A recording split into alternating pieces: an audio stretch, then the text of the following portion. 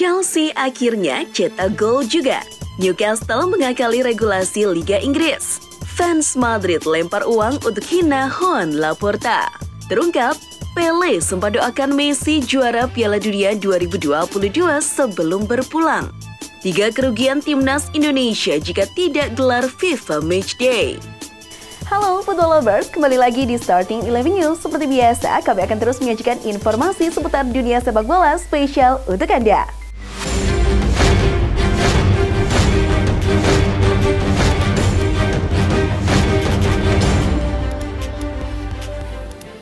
Dalam lanjutan pertandingan Liga Inggris, Wolves berhasil menaklukkan Tottenham dengan skor 1-0 di kandang. Gol sematawayang dicetak oleh Adama Traore menit ke-82. Kemenangan ini membuat anak asuh Julen Lopetegui naik ke peringkat 13 sementara Liga Inggris. Selanjutnya ada Manchester City yang berhasil melibas tamunya Newcastle United dengan skor 2-0.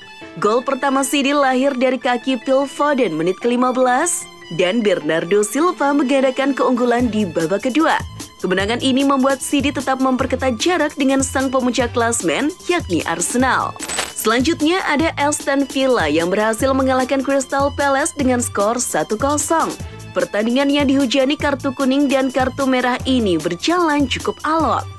Gol kemenangan Villa bahkan hadir dari gol bunuh diri pemain Palace, yakni Joachim Andersen pada menit ke-27. Sementara Brighton justru pesta gol ke gawang West Ham United. Tak tanggung-tanggung, Danny Welbeck CS menjebol gawang Alfonso Areola sebanyak 4 kali. Gol Brighton hadir dari kaki Alexis McAllister di menit ke-18, Joel Veltman di menit ke-51, Kaoru Mitoma di menit ke-69, dan Danny Welbeck melengkapi kemenangan 4-0 atas The Hammers menit ke-89. Meski menang telak, Brighton masih bertahan di urutan ke-8 klasmen sementara Liga Inggris.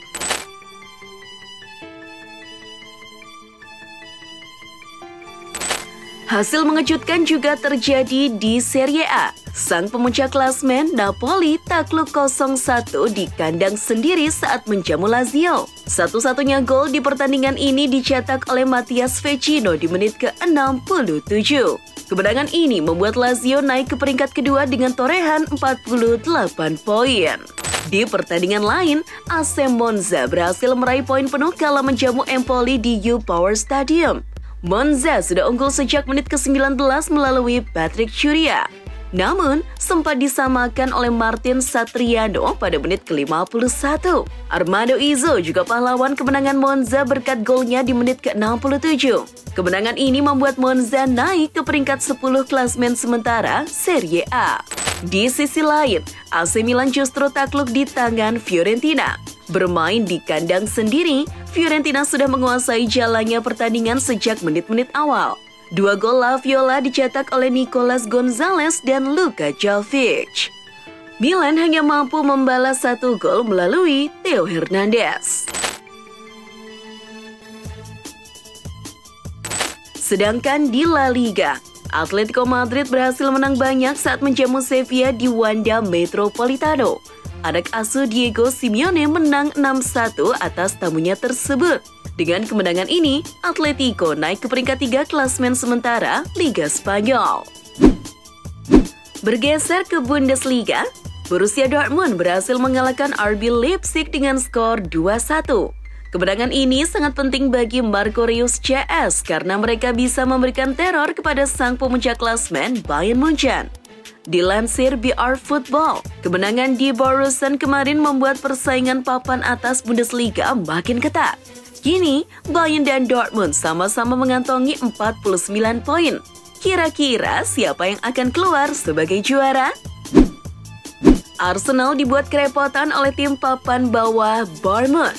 Dilansir Eurosport, meski akhirnya menang 3-2, skuad racikan Mikel Arteta harus rela tertinggal 0-2 terlebih dahulu. Hingga menit ke-60, Arsenal masih tertinggal 2 gol dari The Cherries. Namun, gol Thomas Partey membuat permainan kembali menyala. Reiss Nelson pun keluar sebagai pahlawan kesiangan The Gunners melalui assist dan golnya di menit-menit akhir. Kemenangan ini membuat Arsenal tetap menjaga jarak dari Manchester City di peringkat kedua. Akhirnya, pecah telur juga.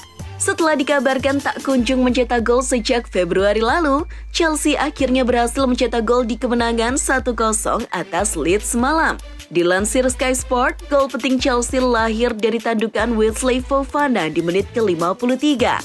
Itu jadi satu-satunya gol yang tercipta di pertandingan tersebut. Gol itu juga lah yang menyelamatkan karir kepelatihan Graham Potter di Stamford Bridge. Congratulations! Setelah masuk dalam nominasi 11 pemain terbaik Eropa, Kylian Mbappe telah mengukir prestasi lain dalam karirnya dengan menjadi top skor sepanjang masa PSG. Dilansir Sport Illustrated, Mbappe mencetak gol ke-201 di laga kontra Nantes kemarin. Catatan tersebut mengalahkan pencapaian top skor terdahulu yakni Edinson Cavani dengan 200 golnya. Ini pencapaian yang luar biasa mengingat Mbappe baru berusia 24 tahun. Daily Mail mewartakan kalau Newcastle berusaha mengakali regulasi Liga Inggris.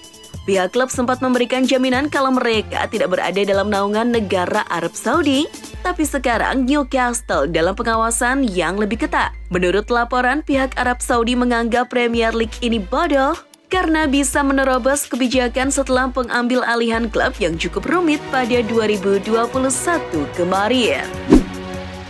MLS tampaknya cukup serius untuk menghadirkan Lionel Messi akhir musim nanti. Pasalnya, komisaris MLS Don Garber sampai ingin menawarkan kontrak eksklusif kepadanya. Dilansir BR Football, Garber akan memberikan Messi kontrak yang sama dengan David Beckham beberapa tahun lalu apabila sang pemain bersedia bergabung dengan MLS.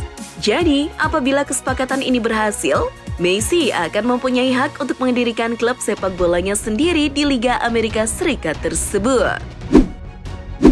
Jelang pertandingan Manchester City kontra Burnley di Piala FA, Pep Guardiola berikan sedikit pujian kepada pelatih Burnley, Vincent Kompany. Dilansir AS, dalam salah satu wawancaranya, Pep Guardiola sangat antusias ketika tahu kalau lawan berikutnya di Piala FA adalah Burnley.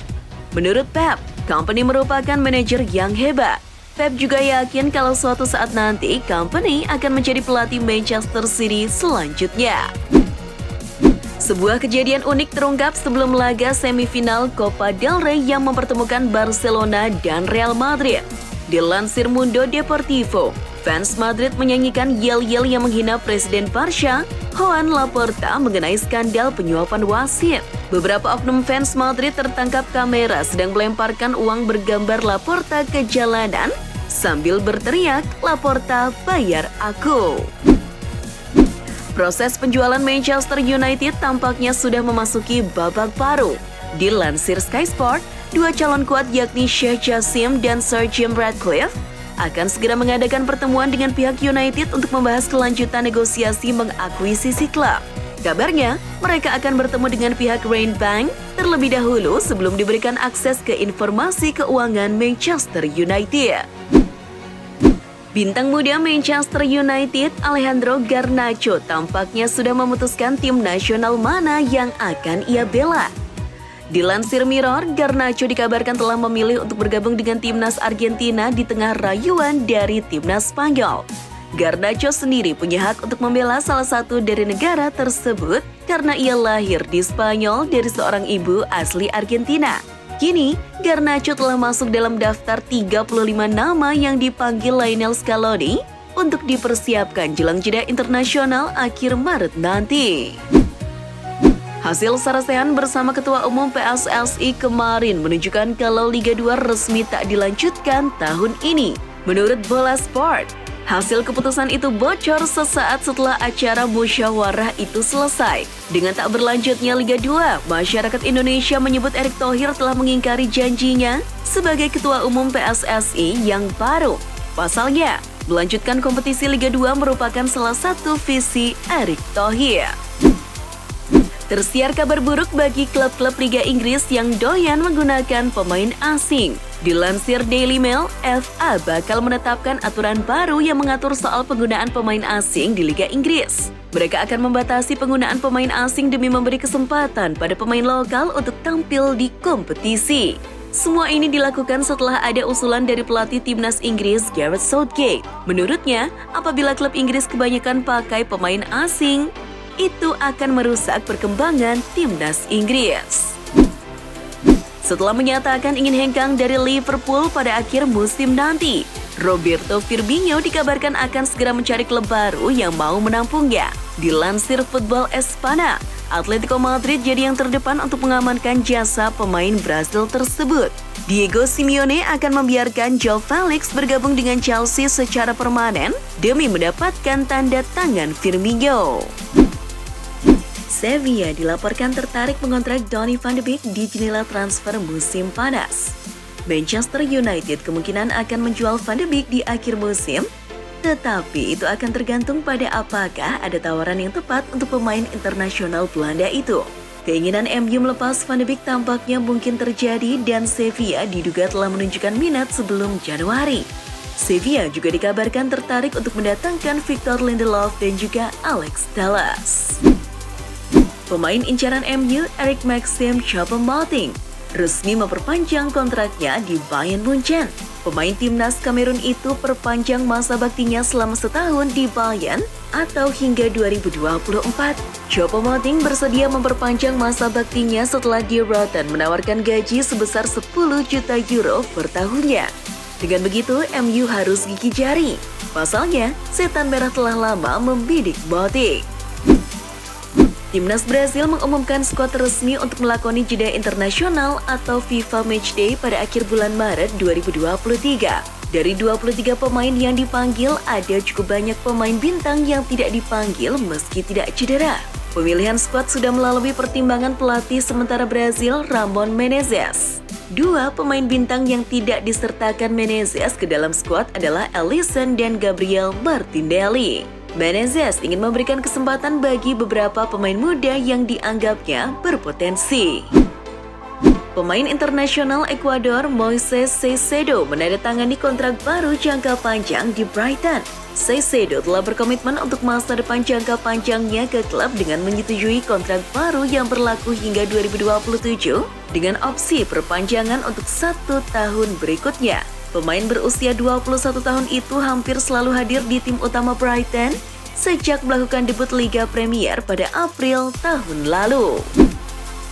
Salah seorang fans Chelsea mendapat hukuman larangan menghadiri pertandingan sepak bola selama 3 tahun.